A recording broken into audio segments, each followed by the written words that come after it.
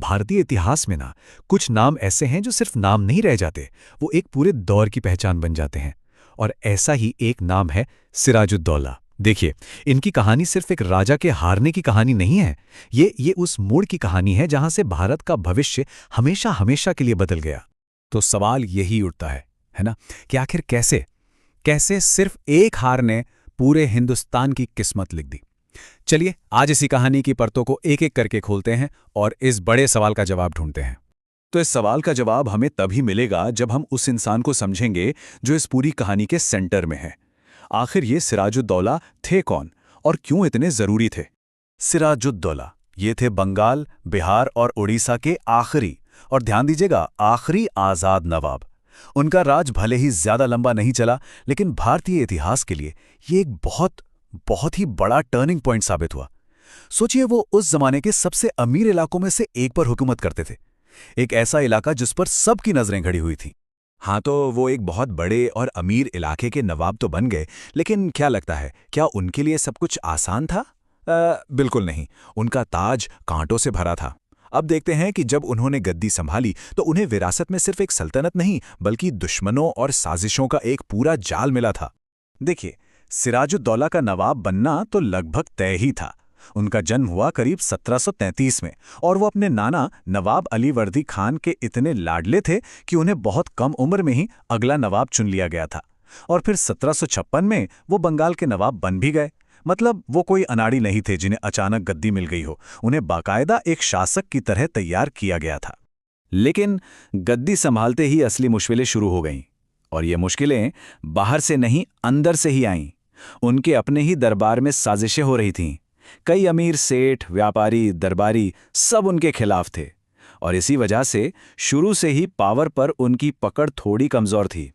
ये जो घर का भेदी वाला मामला था ना, यही उनके लिए सबसे बड़ी चुनौती बनने वाला था। तो एक तरफ तो सिराजुद्दौला घर की लड़ाइयों से जूझ रहे थे, और दूसरी तरफ बंगाल के दरवाजे पर एक बहुत बड़ा बाहरी खतरा दस्तक दे रहा था। और वो खतरा था ब्रिटिश ईस्ट इंडिया कंपनी, जो धीरे धीरे अपनी जड़ें मजबूत कर रही थी। और देखिए, इन दोनों के बीच टकराव की वजह बिल्कुल साफ थी। नवाब ने कंपनी को कहा, भाई अपनी किलेबंदी रोको, और ये जो बिना पूछे अपना कारोबार फैला रहे हो, इसे बंद करो। ये उनके लिए अपनी सल्तनत की इज्जत का सवाल था। लेकिन कंपनी ने नवाब के हुक्म को कोई अहमियत ही नहीं दी। वो अपनी ताकत बढ़ाते रहे। बस यहीं से उस सीधी टक्कर की शुरुआत हुई, जिसने आगे चलकर सब कुछ बदल दिया। और ये टकराव बढ़ते बढ़ते आखिरकार उस पॉइंट पर आ गया जहां से पीछे हटने का कोई रास्ता नहीं था। हम बात कर रहे हैं इतिहास की सबसे फेमस और शायद सबसे निर्णायक लड़ाइयों में से एक की, प्लासी का युद्ध।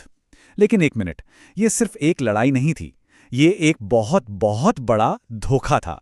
अब देखिए, अगर हम सिर्फ सेना की गिनती देखें ना, तो नतीजा बिल्कुल साफ था।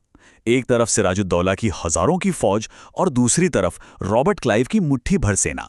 कोई मुकाबला ही नहीं था। तो फिर सवाल यह है कि नवाब हारे कैसे? आखिर हुआ क्या मैदान में? इसका जवाब सिर्फ एक शब्द में है, विश्वासघात। जी हां, ये लड़ाई ताकत से नहीं, धोखे से जीती गई थी। और इस धोखे का सबसे बड़ा चेहरा कौन था? मीर जाफर, नवाब का अपना कमांडर इन चीफ। सोचिए, उसने लड़ाई के बीच में ही अंग्रेजों से हाथ मिला लिया और अपनी सेना के एक बहुत बड़े हिस्से को लड़ने से ही मना कर दिया। जरा कल्पना कीजिए, आपका सबसे भरोसेमंद जनरल ही आपको धोखा दे जाए। सिराजुद्दौला के लिए इससे बड़ा झटका और कुछ नहीं हो सकता था। तो ये जो हार हुई ना, ये सिर्फ सिराजुद्दौला की हार नहीं थी, ये किसी एक रियासत की हार नहीं थी। इसके जो नतीजे निकले वो इतने गहरे थे, इतने दूर तक जाने वाले थे कि उसने आने वाली कई सदियों के लिए पूरे भारत की किस्मत ही बदल कर रख दी। 1757 ये साल, ये सिर्फ एक तारीख नहीं है, इसे भारतीय इतिहास का वो टर्निंग पॉइंट माना जाता है जहां से सब कुछ बदल गया। यहीं से भारत में एक नए दौर की शुरुआत हुई, एक ऐसे दौर की जो हमें गुलामी की तरफ ले जा रहा था। तो इस एक हार का असर हुआ क्या? इसका असर एक चेन रिएक्शन की तरह था। सबसे पहले सिराजुद्दौला की हार हुई और फिर उनकी हत्या कर दी गई, और इसके साथ ही बंगाल का आज़ाद शासन हमेशा के लिए खत्म हो गया। दूसरा, कंपनी ने इनाम के तौर पर मीर जाफर को नाम का नवाब बनाया। एक कठपुतली नवाब और बंगाल की असली पावर अपने हाथ में ले ली। और तीसरा, जो सबसे अहम था, अंग्रेजों ने बंगाल की बेहिसाब दौलत का इस्तेमाल करके धीरे धीरे पूरे भारत पर कब्जा करना शुरू कर दिया। ब्रिटिश राज की असली नींव असल में यहीं पड़ी थी। आज भी अपनी हार के बावजूद सिराजुद्दौला को इतिहास में एक सिंबल की तरह देखा जाता है, बाहरी ताकत के खिलाफ खड़े होने का सिंबल। वो एक ऐसे शासक थे जिन्होंने अपनी आज़ादी के लिए आवाज़ उठाई, भले ही अंत में उन्हें अपनों से ही धोखा मिला। तो ये सारी बातचीत हमें एक बहुत बड़े सवाल पर लाकर छोड़ देती है। एक ऐसा सवाल जो आज भी मायने रखता है कि अगर अगर प्लासी की लड़ाई में वो धोखा ना हुआ होता तो क्या आज का भारत वैसा होता जैसा हम इसे जानते हैं? इस पर सोचिएगा जरूर।